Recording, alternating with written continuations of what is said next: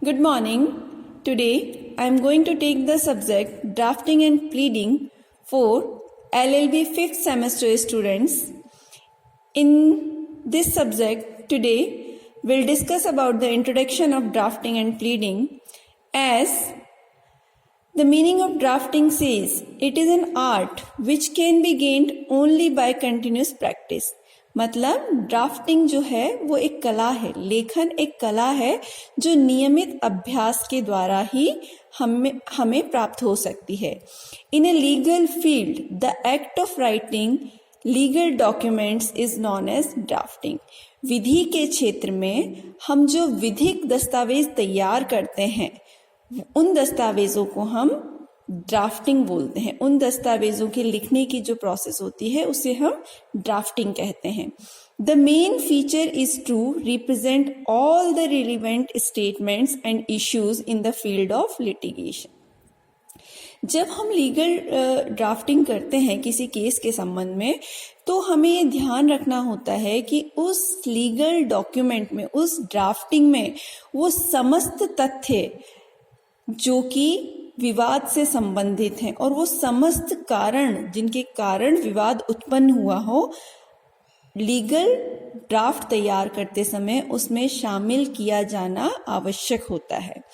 An advocate must have proper skill and patience for drafting. इसीलिए कहा जाता है कि अधिवक्ता जब विधिक ड्राफ्टिंग करता है, लीगल ड्राफ्टिंग करता है, तो उसे अपने विषय का पूर्ण ज्ञान होना और ज्ञान के साथ ही साथ धैर्यपूर्वक ड्राफ्टिंग करना उसकी एक प्रमुख विशेषता मानी जाती है.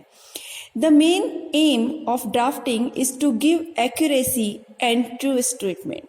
अगर हम बात करें कि ड्राफ्टिंग का सबसे इम्पोर्टेंट फीचर, एम या ऑब्जेक्ट क्या है, इसकी विशेषता क्या है, तो हम बिना किसी संकोच के कह सकते हैं कि एक लीगल ड्राफ्टिंग तभी एक अच्छी ड्राफ्टिंग हो सकती है जबकि वह सही तथ्यों पर आधारित हो और उसमें जो कुछ लिखा हो वो प्रमाणिक हो.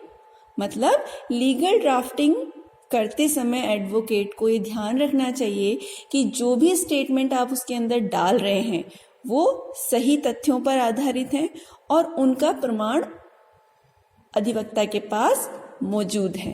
तभी वो लीगल ड्राफ्टिंग विधि की दृष्टि से प्रमुखता योग्य होती है. विधि की दृष्टि में उसकी इम्पोर्टेंस होती है.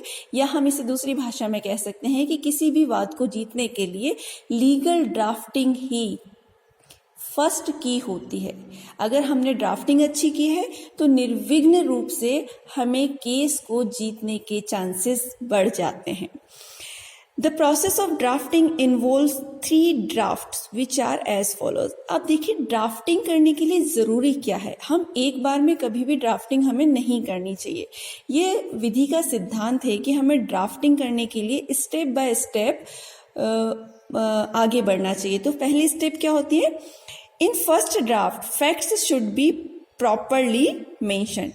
हमें जो पहला ड्राफ्ट हम तैयार करते हैं जिसे हम रफ ड्राफ्ट भी बोल सकते हैं, उसके तहत हमें जो फैक्ट्स होते हैं उन्हें प्रॉपर अरेंज कर लेना चाहिए. Second draft focuses on language corrections.